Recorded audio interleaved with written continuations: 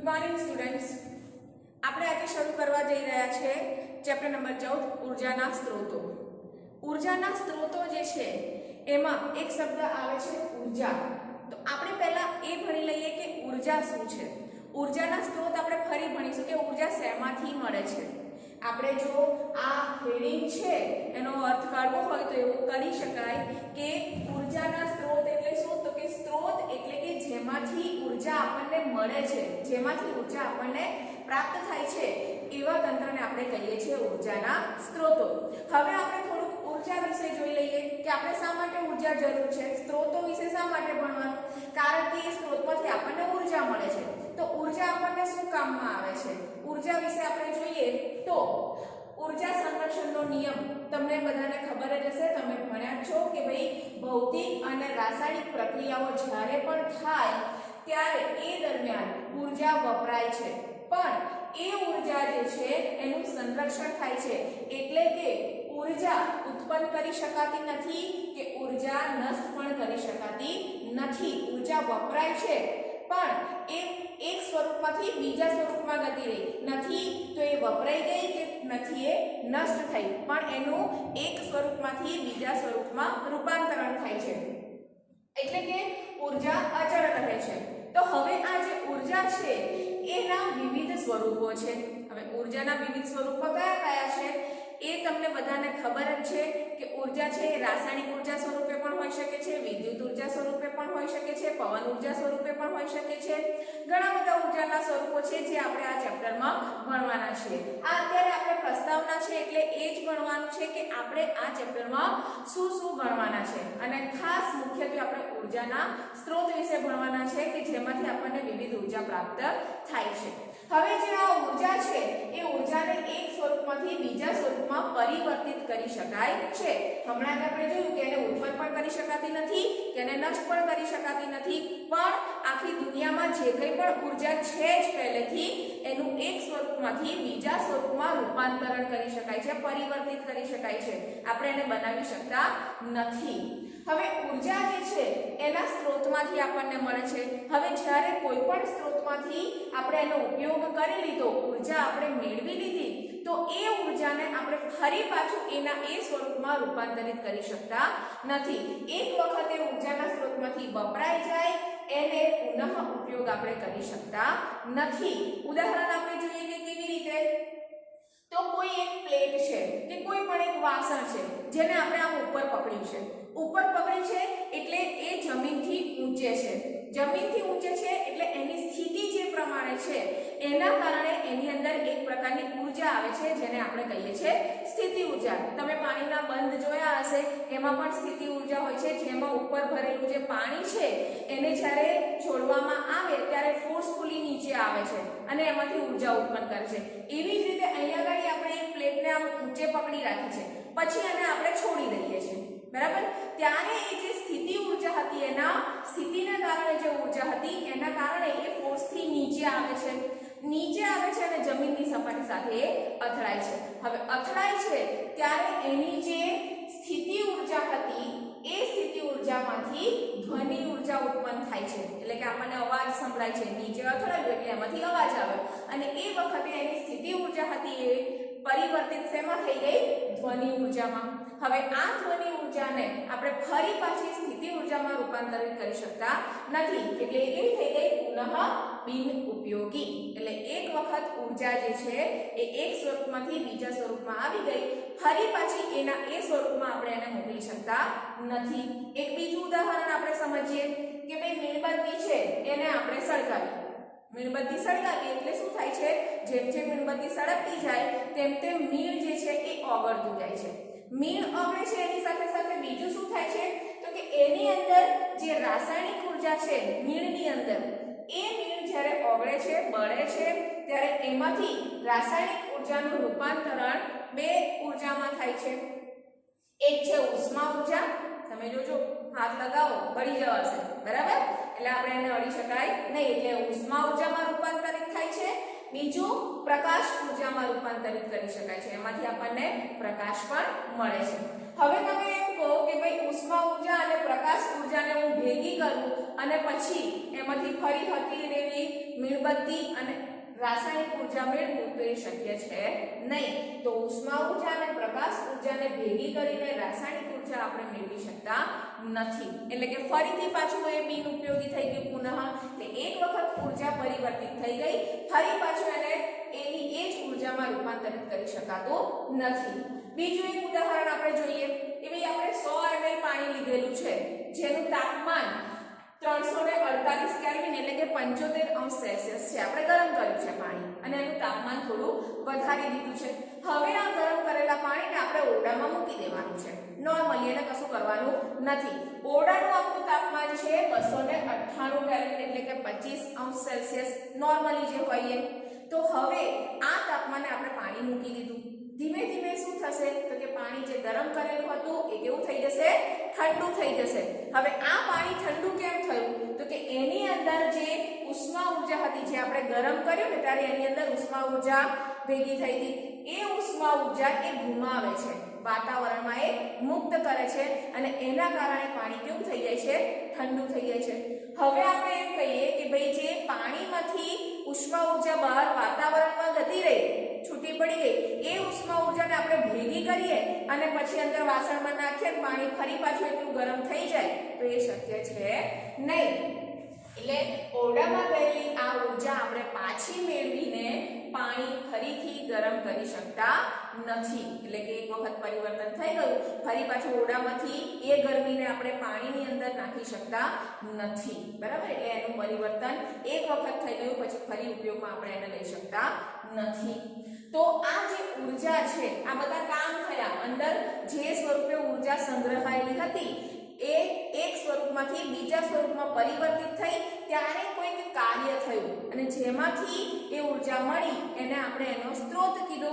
તો ઉર્જા એ શું છે એની વાત કરીએ તો કોઈ પણ તંત્રના કાર્ય કરવાની ક્ષમતાને ઉર્જા કહે છે. આ જે કંઈ પણ આપણે તંત્ર લીધા કે ભાઈ પાણી લીધું કે મીણબત્તી લીધી કે પ્લેટ લીધી, બરાબર, એના જે કાર્ય કરવાની ક્ષમતા હતી એ ક્ષમતાને આપણે કહીએ છીએ ઉર્જા. તો ઉર્જા સ્ત્રોત એટલે શું? આપણે પહેલા જ કીધું શરૂઆતમાં જ કે સરળતાથી ઉર્જા પૂરી પાડતા સ્ત્રોતને, કોઈ પણ એવી વસ્તુ કે જેમાંથી આપણને ઉર્જા મળે છે એને આપણે સ્ત્રોત કહીએ છીએ. બરાબર? તો સરળતાથી ઉર્જા પૂરી પાડતા સ્ત્રોતને ઉર્જા સ્ત્રોત કહે છે. હવે આ ઉર્જા સ્ત્રોતો છે એ ઘણા બધા પ્રકારના છે. એમાં મુખ્યત્વે એના આવા 4 ભાગ આપણે પાડી શકીએ છીએ. એમાંય પાછા પેટા વિભાગ ઘણા બધા છે જે આપણે આ ચેપ્ટરમાં ભણવાના છીએ. આમાં મુખ્યત્વે 4 આપણે ભાગ પાડવા હોય તો કયા કયા? તો કે પરંપરાગત ઉર્જા સ્ત્રોત, બિન પરંપરાગત ઉર્જા સ્ત્રોત, પુનઃ પ્રાપ્ય ઉર્જા સ્ત્રોત અને પુનઃ અપ્રાપ્ય ઉર્જા સ્ત્રોત. હવે આ પરંપરાગત ઉર્જા સ્ત્રોતમાં શું આવે, બિન પરંપરાગત ઉર્જા સ્ત્રોતમાં શું આવે અને એનો અર્થ શું છે એ હવે પછી આપણે આ ચેપ્ટરમાં શીખીશું. પણ એ પહેલા આપણે જોઈએ ઉર્જા સ્ત્રોત, એમાંથી સૌથી સારો ઉર્જા સ્ત્રોત આપણે કોને કહી શકીએ? બરાબર? જેમાંથી આપણને ઉર્જા મળે છે એમાંથી સૌથી સારો ઉર્જા સ્ત્રોત આપણે કોને કહી શકીએ અથવા તો કયા કયા ઉર્જા સ્ત્રોત હોઈ શકે છે એ આપણે સહેજ જોઈ લઈએ.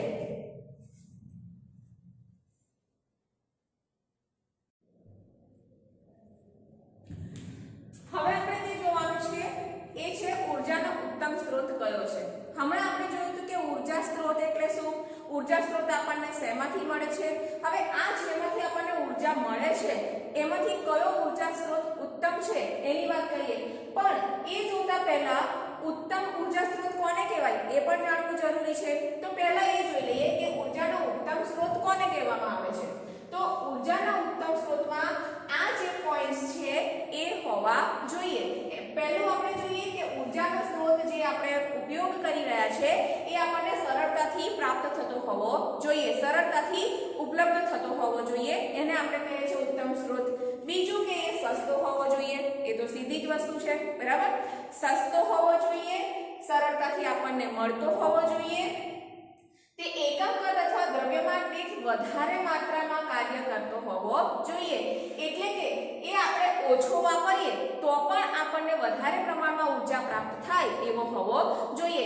એનું કદ ઓછું, બરાબર, એનું દ્રવ્યમાન આપણે ઓછું લઈએ તેમ છતાં આપણને વધારે પ્રમાણમાં ઉર્જા પ્રાપ્ત થાય એવો ઉર્જા સ્ત્રોત હોવો જોઈએ. અને છેલ્લે કે ભાઈ તે સસ્તો હોય છે, એ આપણે અહીંયા જોઈ લીધું છે, બરાબર, કે તે સસ્તો હોય છે. એટલે આટલા જેની અંદર ગુણધર્મો હોય એવા ઉર્જા સ્ત્રોતને આપણે ઉત્તમ સ્ત્રોત કહી શકીએ. હવે આ ઉત્તમ સ્ત્રોતોમાં કયા કયા પાછા ઉર્જા સ્ત્રોત હોય એ પણ આપણે જાણવું જોઈએ. તો કેટલાક ઉદાહરણ અહીંયા આપણે લઈએ. એમાં ઉર્જાના પ્રકાર અને કયા સ્ત્રોતમાંથી આપણને ઉર્જા મળે છે એ જોઈએ. તો ઉર્જાના પ્રકાર જે છે એમાં પહેલું આપણે જોઈએ સ્નાયુ ઉર્જા. સ્નાયુ એટલે તમને બધાને ખબર છે મસલ્સ, બરાબર, દરેક પ્રાણીઓમાં જોવા મળે છે સ્નાયુઓ. એ સ્નાયુમાં જે સંગ્રહાયેલી ઉર્જા છે એને આપણે કહીએ છીએ સ્નાયુ ઉર્જા. અને એ શેમાંથી મળે છે? તો એટીપી માં. સ્નાયુઓની અંદર જે એટીપી આવેલા હોય છે એમાંથી સ્નાયુઓ ઉર્જા પ્રાપ્ત કરે છે. જ્યારે આપણે ખાઈએ છીએ, ખોરાક લઈએ છીએ, ત્યારે એનું રૂપાંતરણ એટીપી સ્વરૂપે થાય છે અને એ પછી આપણી અંદર સંગ્રહ થાય છે. જ્યારે આપણે કોઈ કામ કરવાનું હોય ત્યારે આપણા સ્નાયુઓ જે છે એ ઉર્જા લે છે અને આપણને કાર્ય કરાવે છે. તો એક આ ઉર્જા થઈ. બીજી થઈ વિદ્યુત ઉર્જા. જે વિદ્યુત ઉર્જા છે એ વીજ પાવર સ્ટેશનમાંથી આપણને મળે છે. વીજ પાવર સ્ટેશન એટલે શું? તો કે જ્યાંથી આપણને સપ્લાય મળે છે વિદ્યુતનો, બરાબર, ત્યાં આગળ મોટા પ્રમાણમાં વિદ્યુત બનતી હોય છે અને ત્યાં આગળ પણ કુદરતી સ્ત્રોતોનો ઉપયોગ કરીને વિદ્યુત ઉત્પન્ન કરવામાં આવતી હોય છે. પણ આપણા સુધી કોણ પહોંચાડે છે? વીજ પાવર સ્ટેશન. એટલે આપણા સુધી વિદ્યુત પહોંચાડવા માટેનો સ્ત્રોત કયો છે? વીજ પાવર સ્ટેશન, જ્યાંથી આપણને વિદ્યુત ઉર્જા પ્રાપ્ત થાય છે. પછી આપણે આગળ જોવાનું છે કે વિદ્યુત પાવર સ્ટેશનમાં વિદ્યુત કેવી રીતે બને છે, એના સ્ત્રોત કયા છે, બરાબર. આગળ જોઈએ બળતણ ઉર્જા, જે ગેસ સ્ટેશનમાંથી આપણને મળે છે. આપણે બોટલોમાં પણ ગેસ લાવીએ છીએ અને પાઇપલાઇન દ્વારા પણ આપણે ઘર સુધી ગેસ આવતો હોય છે, જેને આપણે એલપીજી કહીએ છીએ, બરાબર, પીએનજી કહીએ છીએ. તો આ બળતણ ઉર્જા છે એ ગેસ સ્ટેશન એટલે કે એ સ્ત્રોતમાંથી આપણને મળે છે. પછી આપણે જોઈએ રાસાયણિક ઉર્જા, જે આપણને બેઝિકલી ખોરાકમાંથી પ્રાપ્ત થતી હોય છે. આપણે જે રાસાયણિક પ્રક્રિયાઓ કરવા માટે જોઈએ છે આપણને ખોરાકમાંથી પ્રાપ્ત થતી હોય છે. હવે આ જે ઉર્જા છે એ આપણને એટીપી, વીજ પાવર સ્ટેશન, ગેસ સ્ટેશન અને ખોરાકમાંથી પ્રાપ્ત થયો. એ ઉર્જા આપણને કયા કામમાં આવે છે એની થોડી ચર્ચા કરીએ. હવે આપણે ઉર્જા લઈએ છીએ સ્ત્રોતોમાંથી, તો એનું કંઈક કામ તો હશે જ ને. તો કયો ઉર્જા સ્ત્રોત કઈ ઉર્જા કયા કાર્ય કરાવે છે એ જોઈએ. તો પહેલું આપણે જોયું તો સ્નાયુ ઉર્જા. સ્નાયુ ઉર્જાની વાત કરીએ તો આપણે શરૂઆતથી લઈને જ્યારે સવારે ઉઠીએ છીએ ત્યાંથી ઊંઘતા સુધીની આપણી દિનચર્યા જે છે એ વિચારી લઈએ કે આપણે કયા કયા સ્ત્રોતોનો ઉપયોગ કરીએ છીએ અને કયા કયા કામ કરીએ છીએ. તો સવારમાં જ્યારે તમે ઉઠો છો ત્યારે પહેલું સવારમાં આપણે શું કરવાનું હોય છે? બ્રશ કરવાનું છે. બ્રશ કરવા માટે આપણે બ્રશને પકડવું પડે, એના માટે આપણે હાથનો ઉપયોગ કરવો પડે. હાથને હલનચલન કરાવવા માટે આપણે સ્નાયુઓનો ઉપયોગ કરવો પડે અને એ સ્નાયુઓને તાકાત કોણ આપે છે? એટીપી, બરાબર.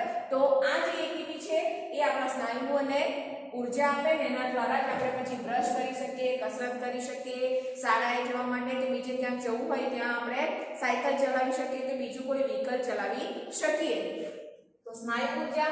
પછી આપણે જોઈએ વિદ્યુત ઉર્જા. એના વગર તો અત્યારે આપણને કોઈને ચાલતું જ નથી, બરાબર. કંઈ પણ બેઠા હોઈએ એટલે પંખો તો જોઈએ જ.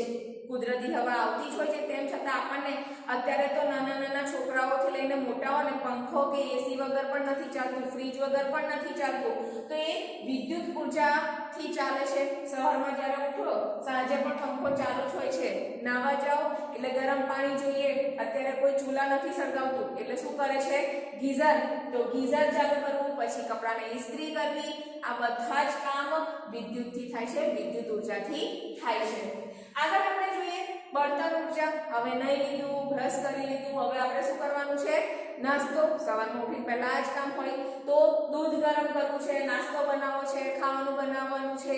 આ બધું જ આપણે બળતણ ઉર્જા દ્વારા કરીએ છીએ. આપણા ઘરમાં જે ગેસ લાઈન છે કે પછી બોટલ છે પીએનજી, એના દ્વારા આપણે આ કાર્ય કરીએ છીએ. ત્યાં આપણે આ ઉર્જાનો ઉપયોગ કરીએ છીએ. અહીંયા લખ્યું છે પરિવહન કરવું. હવે પરિવહન એટલે શું?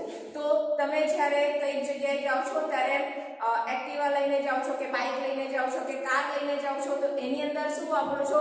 પેટ્રોલ કે ડીઝલ વાપરો છો. તો આ જે છે એ બળતણ છે. તો બળતણ ઉર્જા કે પછી પીએનજી નો ઉપયોગ કરીને આપણે આ બધા કાર્ય કરીએ છીએ. અને છેલ્લે રાસાયણિક ઉર્જા જે છે એ ખોરાકમાંથી પ્રાપ્ત થઈ હતી અને એમાંથી જ બને છે. તો નાસ્તો હોય કે પછી લંચ હોય કે ડિનર હોય એમાંથી આપણે રાસાયણિક ઉર્જા મેળવીએ છીએ અને એ બનાવવા માટે પણ રાસાયણિક ઉર્જાનો ઉપયોગ થાય છે.